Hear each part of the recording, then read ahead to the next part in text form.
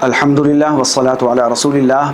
میرے بھائیو دوستو، آج ہمارے جمعے کے خطبے کا موضوع عظیم شخصیت ہے۔ باپ ایک ایسی اہم شخصیت ہے جس کی قسم خود اللہ تعالیٰ نے کھائی ہے۔ وہ خاندان کا وہ مضبوط ستون ہے جو پورے گھرانے کا غم اور فکر اپنے سینے میں چھپائے رکھتا ہے۔ میرے بھائیوں، باپ وہ ہستی ہے جو بغیر کسی لالچ کے اپنا سب کچھ اولاد پر نچھاور کر دیتا ہے۔ دن بھر کی تھکن اور دنیا بھر کی پریشانیاں گھر کی دہلیز ہی پر چھوڑ دیتا ہے تاکہ اپنے بچوں کو مسکراتے ہوئے سینے سے لگا سکے۔ اس کی واحد تڑپ یہ ہوتی ہے کہ اس کے بچے اچھی طرح سے زندگی گزاریں اور اعلیٰ تعلیم حاصل کریں۔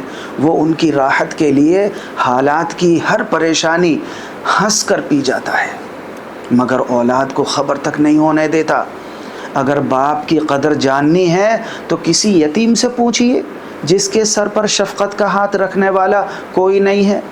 باپ کی جدائی کا خلا دنیا کی کوئی نعمت پر نہیں کر سکتی۔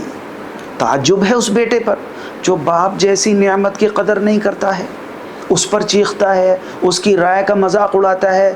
کیا اس نے اللہ کے رسول صلی اللہ علیہ وسلم کا یہ فرمان نہیں سنا کہ اللہ کی خوشی والد کی رضامندی میں ہے اور رب کی ناراضگی والد کی ناراضگی میں ہے؟ اپنے والد کے ساتھ حسن سلوک کیجیے۔ حدیث میں ہے، باپ جنت کا درمیانی دروازہ ہیں۔ اب یہ آپ کی مرضی ہے کہ ان کی خدمت سے یہ دروازے اپنے لیے کھول لیں یا نافرمانی سے اسے ہمیشہ کے لیے بند کر لیں۔ اور اگر آپ کے والد اس دنیا سے رخصت ہو چکے ہیں تو بھی ان کے لیے دعائے خیر، استغفار، صدقہ اور ان کے دوستوں سے خوشی سے ملنا، ان کے دوستوں سے تعلق قائم رکھنا۔ خوش نصیب ہے وہ انسان جو اپنے باپ کی زندگی میں اس کا مان بنے اور اس کے بعد اس کے لیے صدقہ جاریہ بن جائے۔ اللہ تعالی ہمیں اپنے والدین کے ساتھ حسن سلوک کرنے والا بنائے اور ان کی خدمت اور قدردانی کرنے کی توفیق عطا فرمائے۔ آمین۔